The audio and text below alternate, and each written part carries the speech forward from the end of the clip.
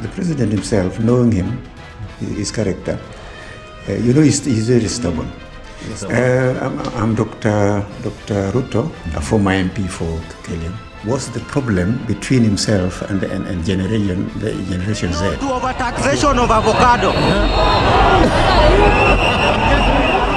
Gen Zs themselves actually stated the high cost of living. Men of cloth, the religious leaders. Those ones are confused.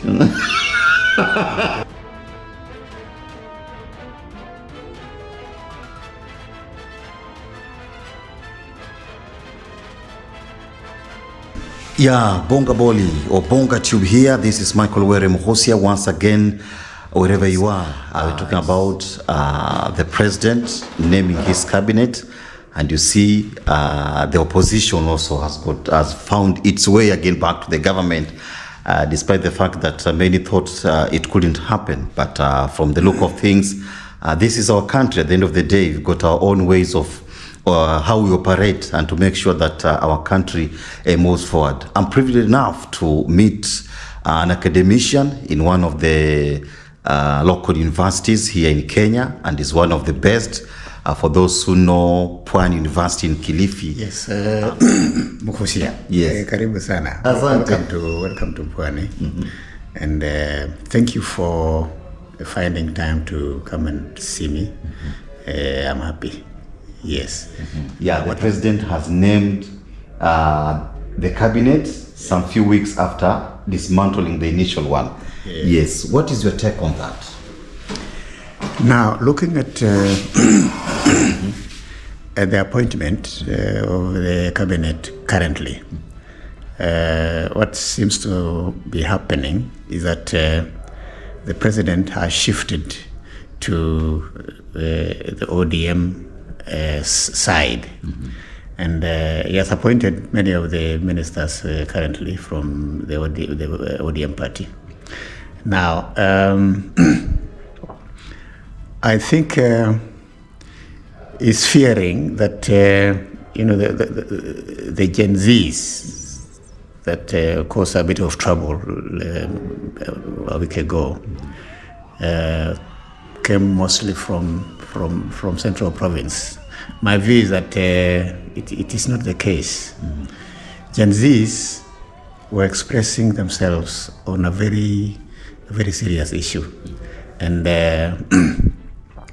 if I was to ask the president, I would tell him to think again. It's not an issue of ethnicity.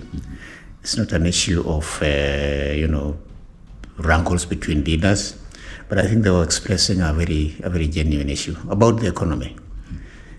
All of us are feeling that the economy is really in a bad shape. And young people are going through experiences of no employment. They have certificates and there's no employment. The economy cannot support, employment needs. So, to me, the Gen Zs were expressing a genuine problem, which I think the president is not reading very well.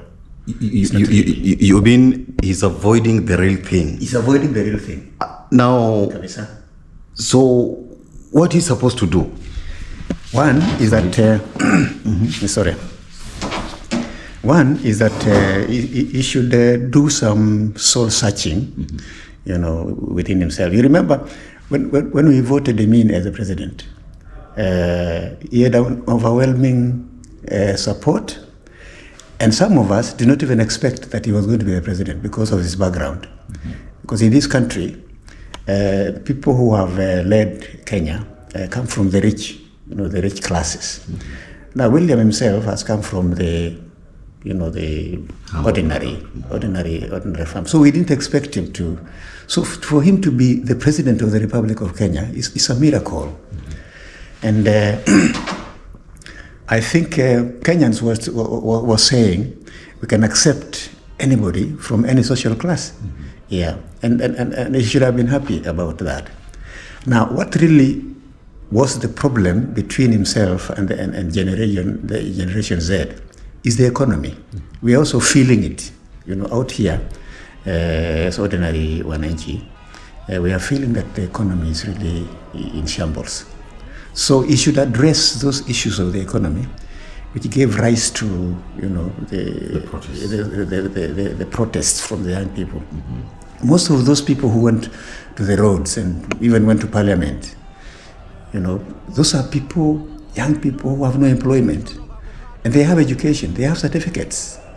Now, I was listening to a girl who is being featured in the media lately, and she's talking sense, and I'm wondering, those people around the president himself, why are they not reading, the sensical issues that young people are addressing? If we lose it, mm-hmm. if we lose to discover what the real problem was, then we might be treating the wrong problem, mm-hmm. the wrong disease. Yeah.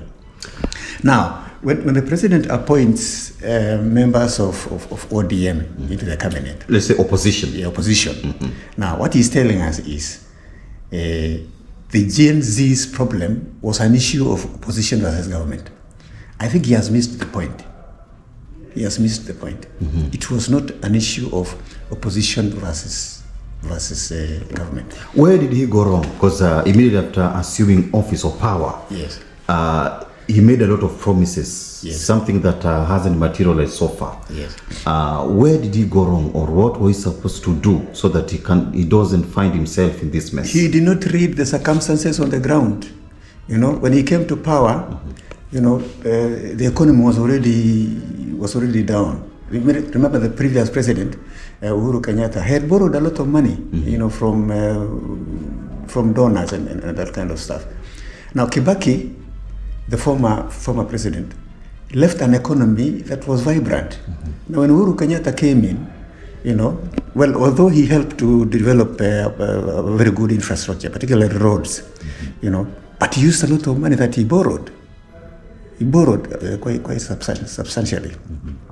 Now, what Ruto should have done is to study where, his predecessor, Uhuru Kenyatta, went wrong. I mean, the amount of loans that we borrowed during Kenyatta's regime, are so colossal. Mm-hmm. An economy like Kenya, the Kenyan economy, cannot support it. Yeah, he should have studied those conditions first. But you see, he's doing the same also. He has really borrowed again. Exactly. So he's aggravating the problem. Yeah, he's not resolving it. Yeah, that is the issue. And he should sit down and sober up. Mm-hmm. He shouldn't be frightened. Let him sober up and really address the issue from a rational point of view. Yeah, because appointing ODM members of ODM party members into the cabinet, mm-hmm. is like, playing the game of a jilted lover. Mm-hmm. He has been thrown out by the Uhuru cohort. Now he's looking for another lover. How sure is he that the problems that Gen Zs raised, mm-hmm. Were party issues? They were not. They were not party issues. Mm-hmm. They were issues about the economy, issues about distribution of resources. Mm-hmm. The gap between the rich and the poor currently is so huge, you see? And those are the issues that William and his advisors should have focused on. Talking about economic issues here, yes. I've seen farmers in central Kenya, yes. uprooting, kahawa, yes. Coffee. Talk of dairy farming is in bad mess, yes. and also Western Kenya, go to Rift Valley. Nothing is working at the moment. Nothing is working. Now, by appointing the likes of Joho, yeah. talk of John Badi, mm-hmm. he has been given his treasury, John Badi. Maybe is there something new they're going to bring or soberness in government? Nothing. I'm not a false prophet. But the likes of John Badi and Joho will not change the situation. In any case, some of these fellows have had their own problems, mm-hmm. share of problems. Mm-hmm.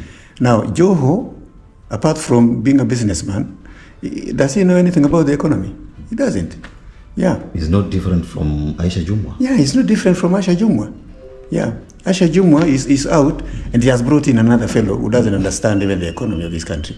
You know, I mean, it's a game that will not work, really.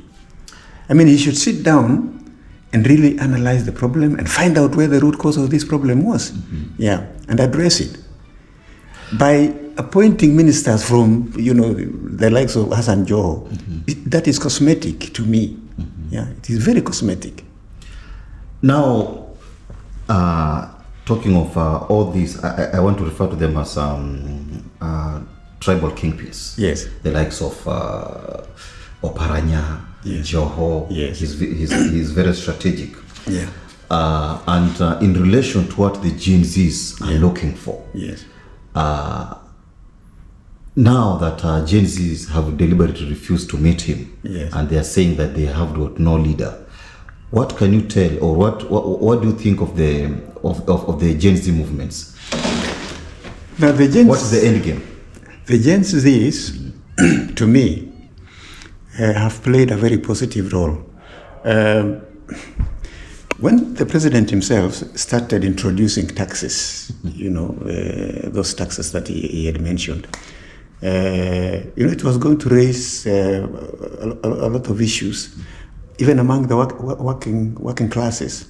Now, for those of us who are working in government and or quasi-government organizations, we earn a salary, and that salary is taxed. Now, when he introduced more taxes, he killed that cohort of civil servants, and believe you me, those people who are employed by government are the people who are supporting, government in terms of taxation.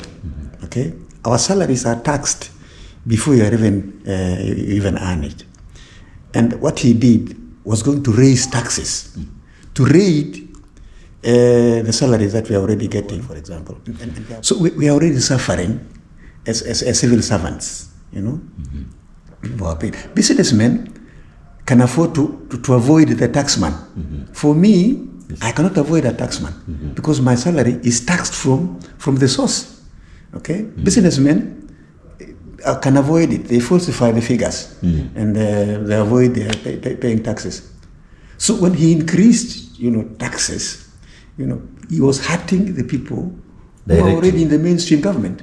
Okay, now why should a president kill the civil service or kill the morale of the civil service? I mean, it was out of order. Yeah. Gen Zs, their end plan or end game. Yes. Where do you see the movement going, or is just there to check or the counter check the government until 2027, most probably? You see, let us look at how we have explained the origin of the Gen Z's revolt. Okay. The most popular explanation is that they have been incited by politicians. William has not diagnosed the problem that the Gen Zs were trying to address. He hasn't. And by appointing, members of the cabinet from mainly opposition, is not resolving the issue. The problem was not an issue of opposition versus government. No. It was a problem that Gen Zs themselves actually stated. The high cost of living. They can't afford to buy a meal. Okay, the rate of unemployment is so high. People have gone to school. These children have gone to school, and there's no employment. So we should have addressed those issues. And I hope, even with the new cabinet, those issues are going to be addressed. If they are not addressed, then we have not resolved the issues that the Gen Zs were fighting for. Yes. Now, another thing that we are trying to focus on, Joe Biden has stepped aside or stepped down. Yes. Is not going to vie again in the forthcoming general election in the US. Yes. And he was a close ally Ruto was a close ally to Joe Biden. Is it going to affect him in any way? Because maybe whoever will take over the US presidency might have a say in terms of foreign policies. You know, Kenya is a very tiny country. If Trump is going to take over the leadership of America, I mean, President Ruto is a very tiny person. I don't think he will even spend any time to talk about William or talk about a Kenya that is in Africa. you see, there is no effect. Yeah. So the American agenda will go on. You know, they vote their presidents according to the agenda which they have. The interests. The interests. The interests. So Kenya is not anywhere. Well, we have been an ally of the US in terms of looking at politics between Russia and the Americans. So we have played a very critical role. And China. Yes, and China. But when it comes to political leadership, the Americans wouldn't take anything. I mean, Kenya is nowhere. Yeah, very tiny. And where do you put now this agreement between Kenya and the US in terms of taking our forces to Haiti? Does it mean that they'll be brought back, or? Most likely they will be brought back. Most likely, because Trump doesn't see any sense. And by the way, that was a mistaken kind of response to Haiti. Who are we? Yeah, the Haitians, let them fight their own battles. Yeah. How do we contribute? Our economy cannot support that. Yeah. So to me, even sending the police to Haiti was ill-informed. Yeah, we shouldn't have done it, because they will be maintained by whose budget, whose economy, you know? Yeah. And number two is that if Americans cannot see sense in resolving Haiti, what interest did we have as Kenya to send our forces to Haiti? Yeah, what interests? How are we going to benefit from that? Yeah. For me, I think it was a waste of resources, waste of the police force, yeah, that kind of stuff. Now, talking about William Ruto's regime. Yeah. Let's narrow down to the effects of this Gen Z's protest. Look at the crowd of young people who demonstrated in Eldoret. Look at the crowd of young people who demonstrated in my own hometown, Kericho. I mean, pulling down all the adverts, and the wheelbarrow. The wheelbarrow things. Those were young people from our own home turf, Ruto's home turf. Kericho, Eldoret, Kapsabet, those places. Now look at them. Now, we should have read that these young people are fighting an issue that cuts across. Yeah, it was not a tribal issue. Okay. In fact, we had the biggest crowd in Eldoret, one of the biggest crowds in Eldoret, and William himself should have looked at that crowd and wondered why are they doing that in his own home. Yeah. So this thing about Gen Zs, let us not wish it away. We cannot wish it away by appointing, people we perceive perhaps could have organized or perhaps could have supported. I don't think ODM had no clue even. Yeah, it was just an uprising, spontaneous, and it was not an ODM issue. It wasn't. It was an issue of the young people. They have no employment, and the economy cannot support it. The prices of commodities have gone up, and the most affected are our children. I'm buying food now, and I'm not able to buy food that I was able to buy a few years ago, because food prices have gone up. Clothing have gone up, transport has gone up, petrol prices have gone up, So where are we going to? Instead of addressing those issues, we cannot just appoint, ministers from some party, let us face it in a more rational way. This was not an issue of parties. It was not an issue of between Uhuru and his enemies, perceived enemies like William Ruto. It wasn't. Now, while we are winding up, yes, I'm trying to imagine William Ruto vying for the second term, Yes. come 2027. Yes. The matrix, how is going to handle it? If it goes like this, then he will not win 2027. He will not win unless he steals it. And I bet too. Lakini, if the trend of issues go in this manner, then he is in trouble. He may be one-term president. Yeah. Now, if he decides to steal, and then we are talking about something else. Now, what will happen? There may be an uprising which cannot be controlled. Yeah. And my position is this, that let us try to avoid, hurting a section of our population to the extent that they bring out an uprising. It becomes an uprising that cannot be controlled. Now, I was talking to friends in the security forces, and they're also angry. Yeah, they're saying, Ruto's government has removed some of the benefits that they used to get. I don't know which benefits those ones are, but I was talking to somebody from the military, somebody from the security forces, very sensitive department, and they're also complaining. They're also complaining. Now, talking about the military, yes. This guy just decided the other day to bring soldiers, take soldiers out of barracks and bring them to the streets. Now that you're mentioning the military, you should also be very, very careful. You should be very careful. Our friends in the military who are already complaining. I mean, the benefits they used to get, they are not getting. And I believe, the president himself, knowing him, his character, he's very stubborn. He's a stubborn character, by the way. He's a very stubborn character, unfortunately. So it was an accident having him as a president? Not an accident, really, because big presidency can be occupied by anybody. But he should not go with his personal character into the presidency. Otherwise, he'll be shooting himself down. He should learn to avoid certain things for the sake of public interest.